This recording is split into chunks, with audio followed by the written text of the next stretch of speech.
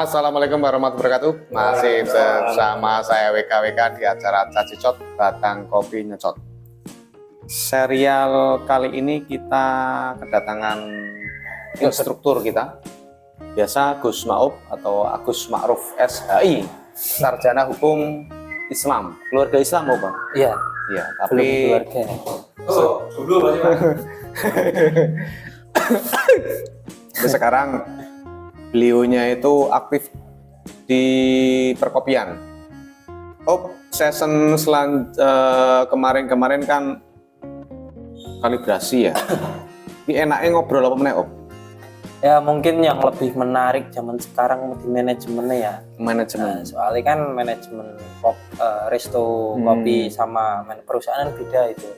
Ya, paling itu aja. Manajemen ya. Manajemen. Berarti nek kita bicara masalah manajemen, itu kan pengaturan ya. Pengaturan bicaranya sinkron antara A sama dengan B sama dengan A, seperti itu ya. Betul. Main bati. Main income Betul. kelihatan itu bisa kelihatan. Orang mau total toh, tapi untuk lelah dan capek. Tapi ada cuan yang mengalir. Ya. Bisa dijelaskan, Om? Nah, kalau manajemen ngadepinnya Pak Rono ya. Terserah. Rono ya apa-apa. Ini kan enak.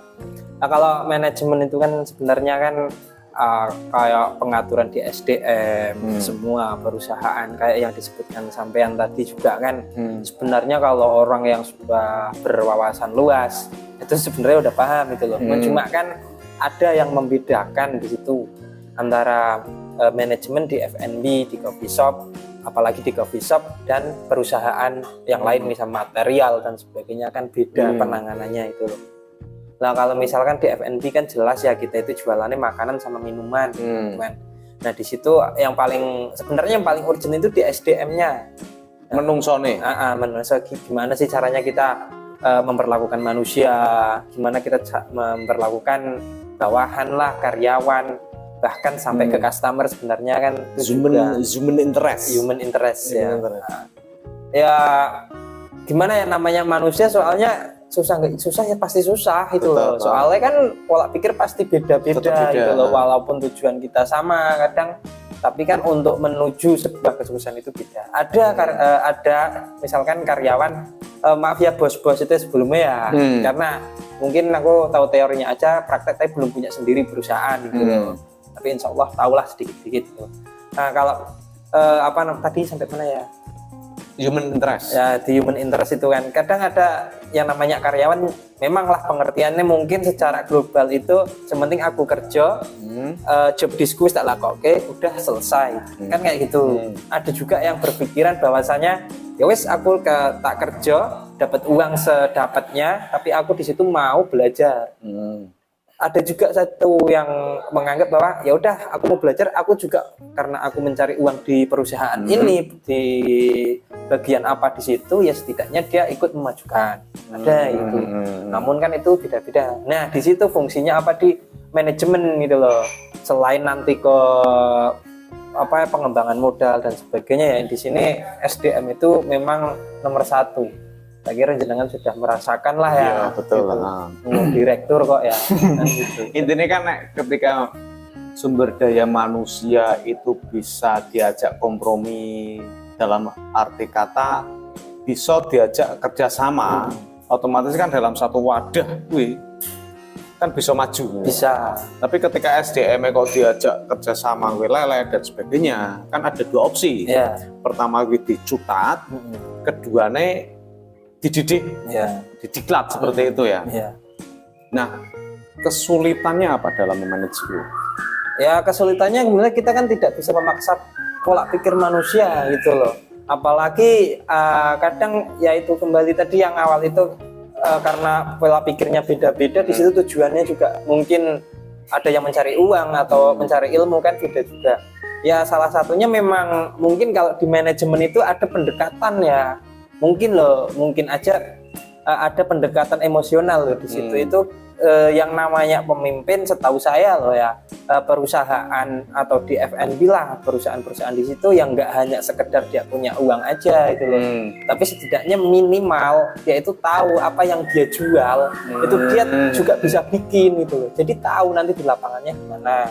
Nah di situ sebelum ke keuangan gitu. Itu tugas yang paling berat wong sing memanajemen itu jenenge apa? Kalau di manajemen kan bagiannya ada beberapa sih ya, yaitu di SDM itu. Di SDM. Pengelola SDM itu tadi unit interest itu.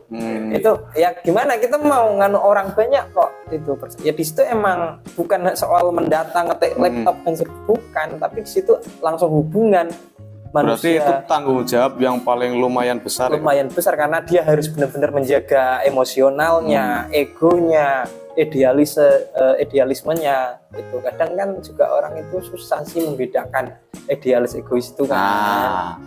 Nah misalnya kok pekerjaannya dengan SDM yang sudah mumpuni, misalnya yo. Tapi niatan kerjone dekne, alah yang penting aku kerja sesuai dengan tupoksi dan yang penting aku bayaran. Gue pengaruh ke perusahaan apa kopi shop no gitu.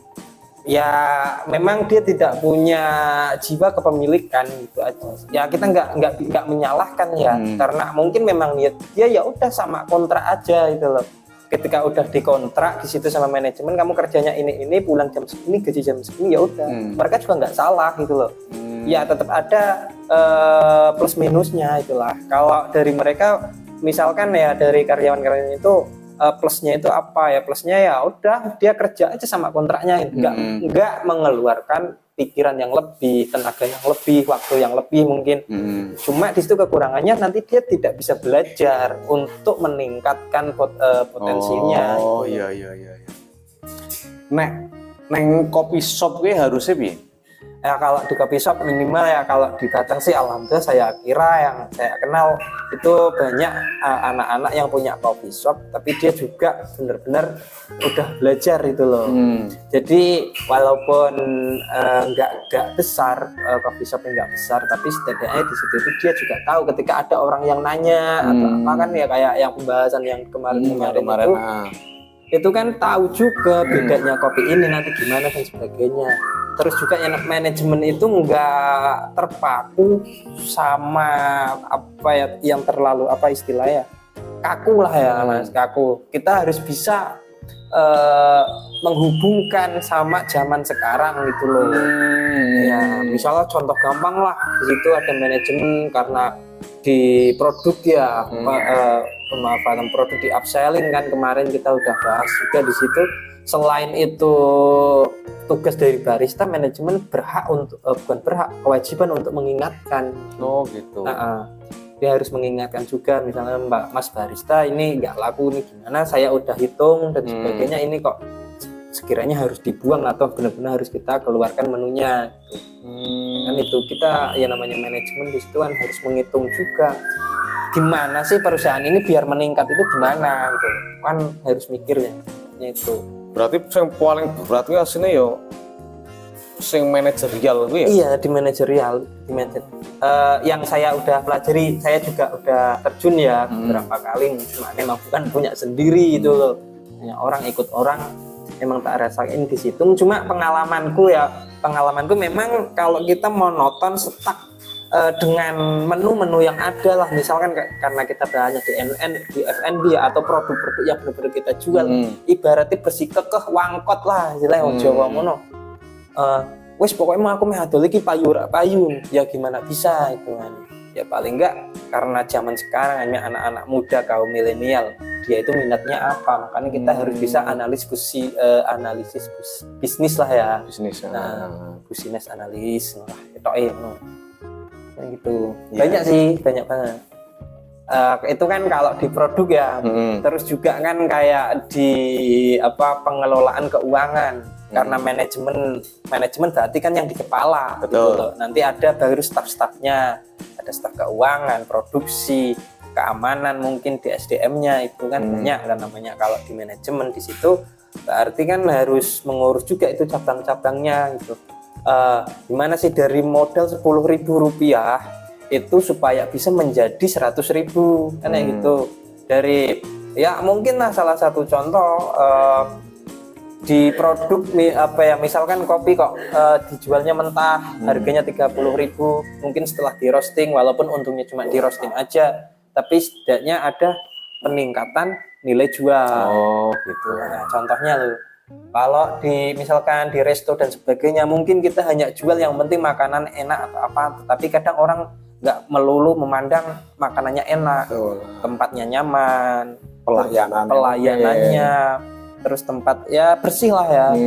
Itu zaman sekarang sih itu pemenang murah gitu loh.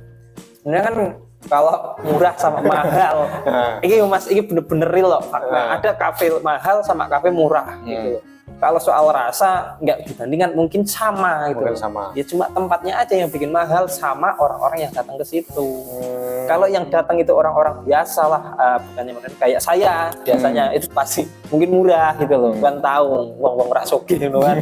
Itu murah. Tapi kalau yang datang itu orang bermobil, pakaiannya rapi dan sebagainya, nggak mungkin dia jual murah.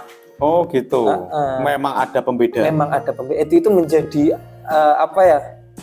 pandang gitu loh. Sudut pandang dari bisnis itu bisa mempengaruhi juga. Oke. Intinya di dalam manajemen sebuah kedai. Kalau di manajemen sebuah kedai itu intinya yaitu kita harus benar mengetahui yang banyak dari yang sedikit lah. Mengetahui yang banyak dari yang sedikit.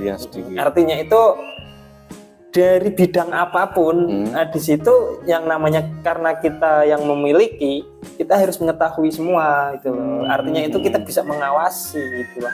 Untuk menjaga operasional. Kalau pernah lihat film-film Korea itu drakor, itu kan keren banget kan. Nah, di situ gimana ada perusahaan keluarga, baginya saham. Betul. Itu menarik banget. Seharusnya itu kalau diterapkan di bumi Jawa, mungkin tak kira bisa tak kira cuma kan karena orang-orang ini sebenarnya kaya, orang-orang kampung, orang petani itu kaya sebenarnya itu. Cuma nggak tahu manajemennya gimana.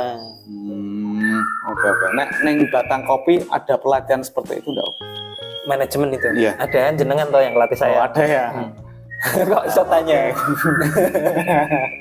Oke teman-teman, serial bersama Gus Maop kita cukupkan ya, karena ada session berikutnya yang lebih menarik terkait masalah keberbisnisan. Terima kasih Gus Maop, sehat selalu. Amin.